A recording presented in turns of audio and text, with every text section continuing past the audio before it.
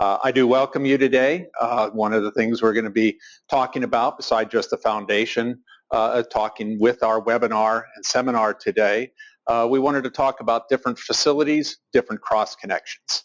We realize that for many of you that are probably involved with active cross connection control programs, getting out in the field, doing surveys, trying to determine degree of hazard is a challenge at best.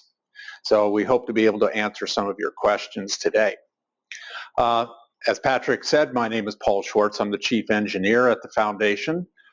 We enjoy quite a bit of contact with many of you folks through our seminars, through our training classes. We see many of you at conferences.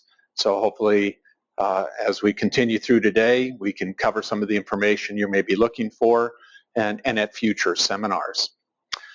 Today, what we wanted to talk about are some of the issues that might help you determine degree of hazard, talking about different facilities, different types of cross connections.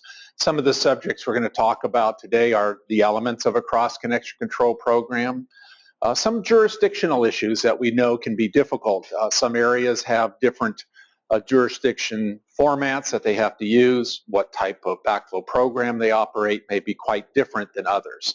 So again, if we make any comments today in regard to that, you have any questions or comment, please make sure to send that through to us, and we'll try to address those while the webinar is going on. Also, we will talk a bit about backflow protection, what type of appropriate protection may be used. We'll get into some of the water uses and facilities, some of the common issues that you're going to, probably many of you have found if you've done survey work, and then specifically getting into some of the different types of facilities. Unfortunately, we really can't go through the just numerous lists of all the types of facilities that may be out there or that are water using customers. So we try to at least touch on some of the main issues we know many of you are going to run across. And hopefully if you have any comments or any issues that you would like to hear more, please make sure you let us know that at the appraisal that you'll be seeing at the end of the webinar today and you'll be receiving. We really value your input and what information will be helpful to you as you carry out your cross-connection control program. Well, starting with elements of a program. It's kind of interesting as we talk to people about their cross-connection control program. We find that programs vary quite tremendously as we talk to different administrative authorities throughout the world. I know here in North America and throughout the United States specifically, we know a lot of the programs have a lot of similarities. As we look at the basic elements of a program, we know that many of your agencies have all of these elements in place, are actively using them, and we do find that most effective programs have all the elements of a good program. But we do find quite frequently that one of the lacking issues is that very first step, the authority, dealing with what jurisdictional issues are defined for you. So as we do look at the authority that may be listed in your specific state regulation, local code, ordinances, we find that that authority can vary quite dramatically. You know, who is responsible for your program? I know for many of our attendees today, many of you representing water agencies, you know you have specific responsibilities to convey water to your water users. What regulations and ordinances are there? Well, this will vary dramatically from state to state, region to region. So we find that this is where many times those regulations and ordinances do have very detailed information where others may not, may just empower you to run a program, and the actual elements that you run may be very specific to your specific organization.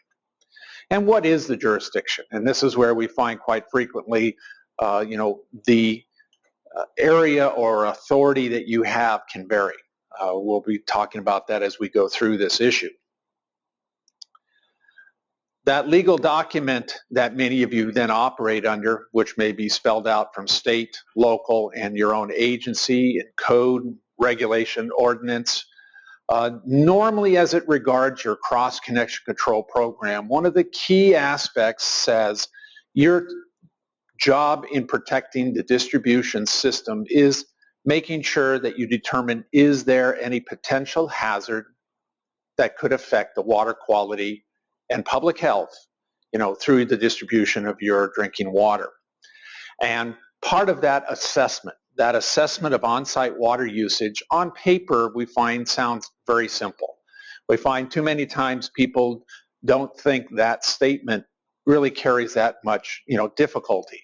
But as many of you do know, carrying out your programs, that assessment itself can be very daunting in trying to verify what are the actual water uses at various water users' premises, facilities, and that task can be a challenging one to take care of.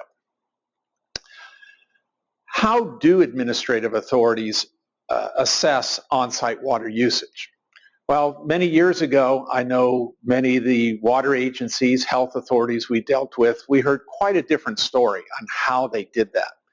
Well, as it turned out, we were involved with a research project, we at the foundation, and many of you may have seen the project, which was an AWWA Research Foundation, now the Water Research Foundation project. And that project was, the impacts of cross connections in North American water supplies. And what we were trying to find out, what were water authorities doing throughout North America? We know we had our opinions, we had our input, our daily contact with a lot of agencies. So this project was really trying to determine what type of summary, what type of information can we gather. So when this project was begun, we actually designed a survey back in 2003, which was sent out to over 4,000 water agencies throughout North America. We did have a pretty good response. I believe we had in the order of 700 or 800 respondents to this survey, and it really helped us to understand what were agencies actually doing. So we had some very specific questions. We wanted to know, how were their programs operating? What were they actually doing as this assessment for cross connections and degree of hazard?